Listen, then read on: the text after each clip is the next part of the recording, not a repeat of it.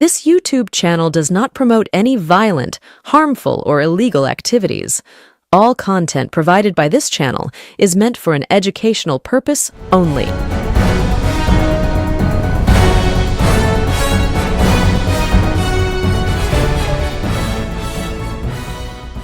নমস্কার, আমি প্রতিবেদক সায়ন্তন চক্রবর্তী। আপনারা দেখছেন বঙ্গচক্র ইউটিউব চ্যানেল।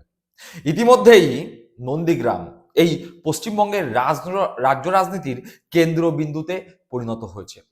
অত্যন্ত গুরুত্বপূর্ণ বা এই মুহূর্তে সব থেকে গুরুত্বপূর্ণ বিধানসভা আসন যদি কোনো আসনকে বলা যায় তা অবশ্যই নন্দীগ্রাম। এই নন্দীগ্রাম থেকেই সিপিএমকে হারানোর সূত্রপাত ঘটেছিল। এই নন্দীগ্রামই মমতা বন্দ্যোপাধ্যায়ের অন্যতম আবেগের জায়গা। আবার এই নন্দীগ্রামই মমতা বন্দ্যোপাধ্যায়কে 1956 ভোটে শুভেন্দু অধিকারী লোডশেডিং করে পরাজিত করেছিলেন। আবার এই নন্দীগ্রামেই আগামী 2026 বিধানসভা ভোটের আগে রীতিমতো দামামা বাজছে কে কোন দলের হয়ে প্রার্থী হবেন। শুভেন্দু অধিকারী বারংবার বলেছেন যে মমতাকে 1956 ভোটে নন্দীগ্রামে হারিয়েছি, এবার ভবানীপুরে হারাবো। অর্থাৎ শুভেন্দু অধিকারী নন্দীগ্রাম থেকে জেতার বিষয়ে বেশ নিশ্চিত। কিন্তু উল্টো দিকে শুভেন্দু অধিকারীর কপালে যে চিন্তার ভাঁজ আছে সেই চিন্তার ভাঁজ বাড়িয়ে দিচ্ছে তৃণমূল কংগ্রেসের মমতা বন্দ্যোপাধ্যায়ের উত্তরসূরি অভিষেক বন্দ্যোপাধ্যায়। অভিষেক বন্দ্যোপাধ্যায় ইতিমধ্যেই ঘোষণা করে দিয়েছেন যে তিনি গোটা বাংলা জুড়ে যে সফর করছেন সেই সফর পূর্ব মেদিনীপুর জেলাতেও তিনি করবেন এবং একই সাথে নন্দীগ্রামেও তিনি পা রাখবেন, নন্দীগ্রামেও তার কর্মসূচি হবে। অভিষেক বন্দ্যোপাধ্যায় স্পষ্টভাবে ঘোষণা করেছেন যে যেভাবে ডায়মন্ড হারবারের সেবাশ্রয় ক্যাম্প হয়েছে সেরকমই নন্দীগ্রামের প্রচুর মানুষ এক ডাকে অভিষেকে ফোন করে জানিয়েছেন যে নন্দীগ্রামেও তারা চান এখানেও যেন সেবাশ্রয় ক্যাম্প হয়। নন্দীগ্রামের মানুষের ডাকে সাড়া দিয়ে অভিষেক বন্দ্যোপাধ্যায় আগামীকাল অর্থাৎ 15ই জানুয়ারি পয়লা মাঘ নন্দীগ্রামে সেবাশ্রয় ক্যাম্পের সূচনা করতে চলেছেন। নন্দীগ্রাম 1 এবং নন্দীগ্রাম 2 এই দুটি ব্লকেই অভিষেক বন্দ্যোপাধ্যায়ের সেবাশ্রয় ক্যাম্প আগামীকাল থেকে শুরু হচ্ছে এবং অভিষেক বন্দ্যোপাধ্যায় অত্যন্ত বিচক্ষণ রাজনীতিবিদের মতো স্পষ্টভাবে বলছেন এই সেবাশ্রয় ক্যাম্পের সঙ্গে রাজনীতির কোনো যোগাযোগ নেই। এই ক্যাম্পে ধর্ম, বর্ণ, রাজনীতি, ভাষা সমস্ত কিছুর ঊর্ধ্বে উঠে মানুষরা নিজেদের স্বাস্থ্য পরিষেবা নিতে আসতেই পারেন। আর সব থেকে বড় কথা, এই ক্যাম্পের উদ্বোধন অভিষেক বন্দ্যোপাধ্যায় নিজে নয়, নন্দীগ্রামের শহীদ পরিবারের হাত দিয়েই করাতে চলেছেন। সেই শহীদ পরিবার, যেই শহীদ পরিবারের আবেগ নন্দীগ্রামের আনাচে কানাচে এখনো বিদ্যমান। শুভেন্দু অধিকারী নন্দীগ্রামে তো জয়লাভ করেছেন, কিন্তু নন্দীগ্রামে জয়লাভ করার পরে এই শহীদ পরিবারের সঙ্গে শুভেন্দু অধিকারীর সেরকম একটা যোগাযোগ আর নেই। এমনকি নন্দীগ্রামের যে শহীদ মিনার, সেই শহীদ মিনারে ঘটা করে শুভেন্দু অধিকারী এখন গেরুয়া পতাকা, বিজেপির পতাকা নিয়ে গেলেও যারা শহীদ হয়েছেন সেই সমস্ত পরিবারের সঙ্গে সে অর্থে শুভেন্দু অধিকারীর আর যোগাযোগ নেই। বরং বলা যায় যে যারা শহীদ হয়েছিলেন সেই সময় আন্দোলনে, সেই শহীদ পরিবারের সঙ্গে তৃণমূল কংগ্রেসের নিবিড় যোগাযোগ এখনো বিদ্যমান, যার ফলশ্রুতি হিসাবে আগামীকাল অভিষেক বন্দ্যোপাধ্যায়ের সেবাশ্রয় ক্যাম্পের উদ্বোধন হতে চলেছে এই শহীদ পরিবারের হাত দিয়ে।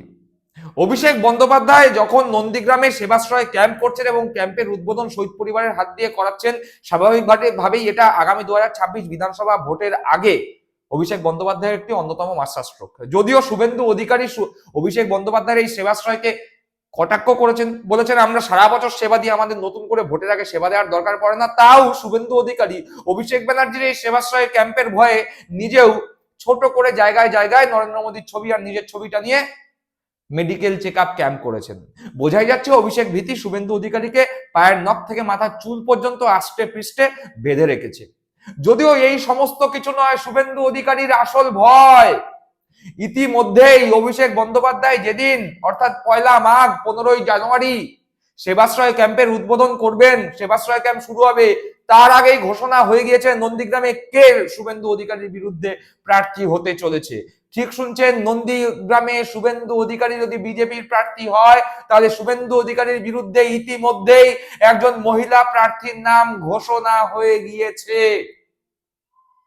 এবং এই প্রার্থী না হুমায়ুন কবিরের জনতা উন্নয়ন দলের প্রার্থী, এই প্রার্থী না সিপিএম, না কংগ্রেস, না এসএফ, এই প্রার্থী একজন আরএসএস ঘনিষ্ঠ হিন্দুত্ববাদী মানবাধিকার কর্মী, যেই মহিলা কর্মী নির্দল প্রতীকে শুভেন্দু অধিকারীর বিরুদ্ধে আগামী 2026 বিধানসভায় লড়তে চলেছেন বলে ঘোষণা ইতিমধ্যেই করে দিয়েছেন, এবং অত্যন্ত গুরুত্বপূর্ণ ভাবে যে অনিমেষ গিরি নামক ব্যক্তি শুভেন্দু অধিকারীর বিরুদ্ধে চাঞ্চল্যকর অভিযোগ তুলেছিলেন, বলেছিলেন 2.5 কোটি টাকা তছরূপ করেছে শুভেন্দু অধিকারী, চাকরি দেওয়ার নাম করে টাকা নিয়েছে, সেই অনিমেষ গিরি, এই অনিমেষ গিরিকে দিয়ে মুখ খুলিয়েছিলেন এই মানবাধিকার কর্মী, সেই মানবাধিকার কর্মী সঙ্গীতা চক্রবর্তী। তিনি বারবার বলেছেন মাত্র 10% শুভেন্দু অধিকারীর বিরুদ্ধে, সামনে এসছে আরো 90% বাকি, এবং তিনি ঘোষণা করে দিয়েছেন আগামী 2026 বিধানসভা নির্বাচনে নন্দীগ্রাম থেকেই শুভেন্দু অধিকারীর বিরুদ্ধে সঙ্গীতা চক্রবর্তী, রাষ্ট্রবাদী আরএসএস ঘনিষ্ঠ মানবাধিকার কর্মী নির্দল প্রতীকে প্রার্থী হতে চলেছেন। একবার সঙ্গীতা চক্রবর্তীকে দেখবো এবং তার বক্তব্য শুনবো। আমি নন্দীগ্রাম থেকে অ্যাজ এ নির্দলীয় প্রার্থী মানবাধিকার কর্মী সঙ্গীতা চক্রবর্তী দাঁড়াতে চলেছি। নন্দীগ্রামটা কেন? তার কারণ হচ্ছে, যিনি 1 নয় 5 6-এর বারবার বাহানা দিয়ে পশ্চিমবঙ্গের বুকে যে বড় বড় আওয়াজ তুলেছিলেন তার বিরুদ্ধে সোচ্চার হওয়ার জন্য, এবং তার কৃতকর্মের যে একটা বড় কিছু খোলাসা, আমি তার 10% করেছি শুধুমাত্র অনিমেষ গিরিকে দিয়ে। তার 90% এখনো পর্যন্ত আমাদের কাছে বহু তথ্য, চাকরি চুরি থেকে শুরু করে সিবিআই ইডি অনেক কিছু আছে, এখনো পর্যন্ত খুলতে চাইছি না। তার বহু তথ্য প্রমাণ আমাদের হাতে আছে, যেগুলো আমরা নন্দীগ্রাম থেকেই ওপেন করব, এবং নন্দীগ্রাম থেকেই শুরু হবে সাফাই অভিযান। ওই মমতা ব্যানার্জির দৌলতেই তৈরি হওয়া নেতা। আমি যদিও কোনোদিন ভোটের রাজনীতিতে আসিনি, এবং মুকুল রায় বা যিনি দিল্লিতে বসে বারবার আমার হয়ে টুইট করেছেন, এবং কৈলাস বিজয়বর্গী বাবু আমার বাড়ি গেছেন, আমাকে বারবার বুঝিয়েছেন এবং আমাকে বারবার রাজনীতিতে আসতে বলতেন, আমি রাজনীতির কথা ভাবিনি, কিন্তু বর্তমান পরিস্থিতিতে আমাকে আসতে বাধ্য করলেন। এবছরে আমি তার প্রথম পদক্ষেপ হিসাবে নেমে তাকে প্রমাণ করে দেব যে একজন নির্দলীয় প্রার্থী তার সঠিক কাজের মারফত দিয়ে, এবং একজন মানবাধিকার কর্মী হিসাবে নির্দল প্রার্থী হয়ে সঠিক কাজ এবং সততার সাথে লড়াই করলে নিশ্চয়ই পারেন, জয় করতে তো পারবই। শুনলাম সঙ্গীতা চক্রবর্তীর বক্তব্য। স্পষ্টতই সঙ্গীতা চক্রবর্তী, আমরা যদি তার ফেসবুকে যাই সেখানে দেখতে পাবো যে তার একটা বিরাট সংখ্যক ফলোয়ার রয়েছে, এবং তার পোস্ট ঝড়ের গতিতে ভাইরাল হয়, এবং তিনি নিয়ম করে শুভেন্দু অধিকারীর বিরুদ্ধে নিজের সোশ্যাল মিডিয়ায় মুখ খুলছেন। অনিমেষ গিরিকে নিয়ে যে অভিযোগ শুভেন্দু অধিকারীর বিরুদ্ধে, সে বিষয়েও তিনি মুখ খুলেছেন, এবং বারংবার তার বিভিন্ন জায়গায় বক্তব্য বেরিয়েছে, বিভিন্ন সংবাদপত্রে তার বক্তব্য বেরিয়েছে, এবং স্পষ্টতই এই আরএসএস ঘনিষ্ঠ মানবাধিকার কর্মী সঙ্গীতা চক্রবর্তী নন্দীগ্রামের শুভেন্দু অধিকারীকে হারাবার জন্য অত্যন্ত সক্রিয় হয়ে উঠেছেন। একদিকে অভিষেক বন্দ্যোপাধ্যায়ের উপস্থিতিতে নন্দীগ্রামের শহীদ পরিবারের হাত দিয়ে সেবাশ্রয় ক্যাম্পের উদ্বোধন, আর ঠিক তার আগেই হিন্দুত্ববাদী আরএসএস ঘনিষ্ঠ মানবাধিকার কর্মী নিজেকে নন্দীগ্রামের প্রার্থী হিসাবে ঘোষণা শুভেন্দু অধিকারীকে হারানোর জন্য। শুভেন্দু বাবু, টেনশন হচ্ছে কি? শুভেন্দু ঘনিষ্ঠ পাল্টিবাস দলবদরু বিজেপিরা টেনশন হচ্ছে কি? টেনশন তো হওয়ারই কারণ, তার কারণ যেই মহিলা শুভেন্দুর বিরুদ্ধে মুখ খুলেছে তিনি আর কেউ নন, আদি বিজেপির একজন সক্রিয় সদস্যা। দর্শক বন্ধুরা, আপনারা কি মনে করছেন শুভেন্দুকে হারাবে আদি বিজেপিরাই?